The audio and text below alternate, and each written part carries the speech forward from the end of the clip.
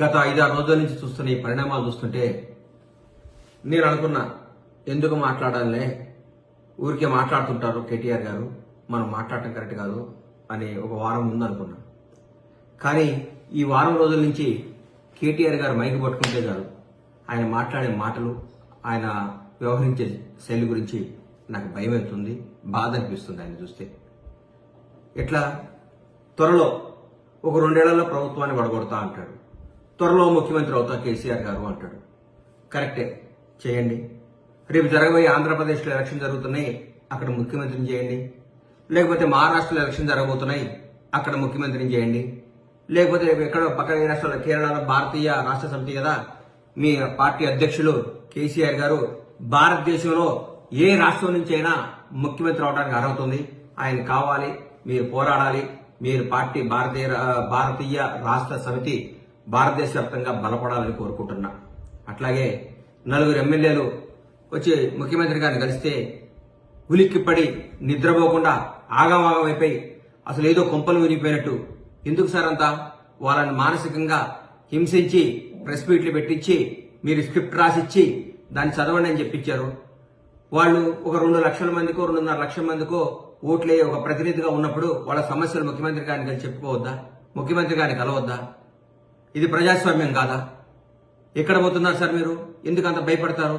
అంత బంధించి బర్రెలు కట్టేపించుకొని మీ చెప్పు చేతుల్లోనే మీ చెప్పు చేతుల్లోనే రాష్ట్ర ప్రజలు ఉండాలని జనాన్ని అందరినీ ఊరికే అది చేస్తాం, ఇది ఇయ్యకుంటే ఇది చేస్తాం, తిరగబడతాం, ఎగబడతాం, కోస్తాం, నరికేస్తాం, ఏందేందో మాట్లాడతారు. ఎందుకు సార్ కేటీఆర్ గారు మీరు దయచేసి మాట్లాడకండి సార్ అట్లా.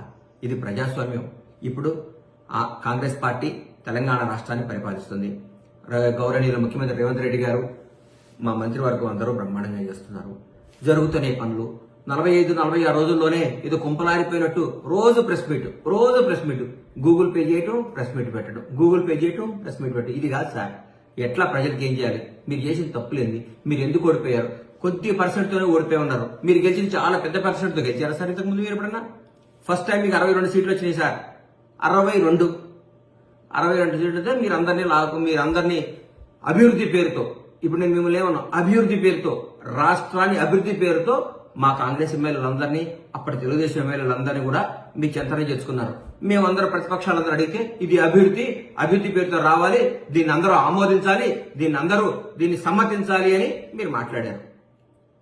తర్వాత ఉత్తమ్ కుమార్ రెడ్డి గారి నాయకత్వంలో మేము ఎలక్షన్ చేయడం జరిగింది. మాకు అప్పుడు మేము ఓటమి చెందాం. మా ఎమ్మెల్యేలందరినీ కూడా అదే రిపీట్ చేశారు, అభివృద్ధి పేరుతో అభివృద్ధి చేస్తున్నాం, మీ ఎమ్మెల్యేలను తీసుకొస్తున్నాం అని మమ్మల్ని ప్రతిపక్ష హోదా లేకుండా కూడా చేశారు మీరు. అది మీరు గుర్తుపెట్టుకోవాలి సార్. మీకు ఒక న్యాయం, మీరు చేస్తే సంసారం, మేము చేస్తే తప్ప. మీకు ఒక న్యాయం, మాకు ఒక న్యాయమా? మేము ఇప్పుడైతే తెలంగాణ రాష్ట్ర ముఖ్యమంత్రి పోస్ట్ ఖాళీగా లేదు. 5 ఏళ్ల తర్వాత ఎలక్షన్లు వస్తాయి. ఇంకో 10 ఏళ్ల వరకు కాంగ్రెస్ ప్రభుత్వం ఉంటుంది. మాకు ఇందులో ఏమాత్రం డౌట్ లేదు. మీకేమన్నా అంతగా ముఖ్యమంత్రి కావాలి, అర్జెంట్ గా పదవులు చేపట్టాలి, రాష్ట్రాన్ని అది చేయాలి ఇది చేయాలనుకుని ఉంటే మీరు వేరే రాష్ట్రాలకు వెళ్ళి, కొత్తగా బీఆర్ఎస్ పార్టీ కదా, భారతీయ రాష్ట్ర సమితి కాబట్టి మీరు ఎక్కడైనా ఇంప్రూవ్ చేసుకోండి, డెవలప్ చేసుకోండి, పని చేయండి. కానీ ఇక్కడ మాకు చాలా పనులు ఉన్నాయి. అవినీతి మొత్తం ఒక్కొక్కరు తిమ్మింగ్రాలు, ఒక చిన్న ఆఫీసర్, మీ చెప్పు చేతుల్లో ఒక చిన్న ఆఫీసర్ని పట్టుకుంటేనే ఒక 1000 కోట్లు వచ్చినాయి. ఇవాళ 1000 కోట్లు. ఇట్లాంటి 1000 కోట్లన్నీ రికవరీ చేసి పేద ప్రజలకి, తెలంగాణలో ఉన్న పేద ప్రజలకు పంచండి సార్ అని గౌరవ ముఖ్యమంత్రి గారిని చేతులెత్తి నమస్కరిస్తున్నా. సార్ ఇట్లాంటి చాలా తిమింగలాలు ఉన్నాయి, పెద్ద సొర చేపలున్నాయి, ఈ చేపలను పట్టండి సార్. పెద్ద పదవుల్లో ఉన్నారు. ఈ హైదరాబాద్ చుట్టుపక్కలే చాలా పెద్ద పదవులు చేసిన అందరూ పట్టుకుంటే దాదాపు మీకు 10,000 కోట్లు వస్తే చాలా రైతు బంధు, ఇంకో బంధు వెళ్ళిపోద్ది మనకి.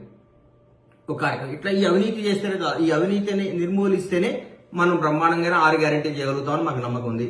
మీకు చేతులైతే దండం పెడుతున్నా, కొద్దిగా ఓపిక పట్టండి, కొంచెం మీ మానసికంగా నిబ్బరం చేసుకోండి. మేము ఓడిపోయినాం, మేము ప్రతిపక్షంలో ఉన్నాం, మాకు ఇబ్బంది, రాబోయే భవిష్యత్తులో మంచి పనులు చేసి ఇంకా కొంచెం మంచిగా జనంలో చొచ్చుకుపోయి జనాన్ని ప్రేమగా ఎలా పొందాలో ఆలోచించండి. కానీ ఊరికే ఎట్లా గవర్నమెంట్ అధికారం ఇస్తారని జనం మీద తీసుకొని నాయకుల్ని హింస పెడితే మీకు ఏమాత్రం న్యాయం జరగదు కాక మిమ్మల్ని ఆల్రెడీ జనం అందరూ అనుకుంటున్నారు, సరే ఆయన ఎక్కడైనా చూపించండి సార్, కొంచెం కేరళ కన్నా ఎక్కడికైనా పోయి ట్రీట్మెంట్ చేయండి సార్, కేటీఆర్ గారు ఆగమాగం అయిపోతున్నాడు అంటున్నారు.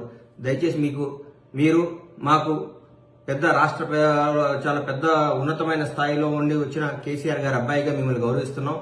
రాష్ట్ర నాయకులు కేసీఆర్ గారి అబ్బాయిగా మీకు గౌరవిస్తున్నాం, అభిమానిస్తున్నాం. అందుకంటే మిమ్మల్ని మేము ఏ విధంగా మేము చూడం. మీరు ఎప్పటికీ మా కేసీఆర్ గారి అబ్బాయే. మీరు నాన్నగారి పేరు చెడగొట్టకండి, మీ నాన్నగారి పేరు నాగం చేయకండి. ఆయన తెలంగాణ రావడంలో కూడా కీలక పోషించారని మేము నమ్ముతున్నాం. కాబట్టి మీరు దయచేసి కేసీఆర్ గారి పేరు చెడగొట్టొద్దని, బీఆర్ఎస్ పార్టీని అప్రతిష్ట పాలు చేయకుండా ప్రజా సమస్యలపై పోరాడండి, టైం ఇవ్వండి, అన్నీ జరుగుతాయి. అన్యాయంగా ఊరికే మా ముఖ్యమంత్రి గారిని పట్టుకొని ఎట్లా బట్టి అట్లా మాట్లాడటం, మా మంత్రివర్గాన్ని మాట్లాడటం చేయకండి. అది మీకు మంచిది కాదు. మీకు రాబోయే రోజుల్లో చాలా మమ్మల్ని చూసి అసూయపడి మీరు గిల్లుకునే రోజులు చాలా ఉన్నాయి. మా కార్యక్రమాలు అట్లున్నాయి, అన్నీ మంచి జరుగుతాయి. మీరు ఆగం కావద్దని మనస్ఫూర్తిగా కోరుకుంటూ మీ ఆరోగ్యం జాగ్రత్తగా ఉండాలని ఆ భగవంతుడిని ప్రార్థిస్తూ మీ బండ్ల గణేష్.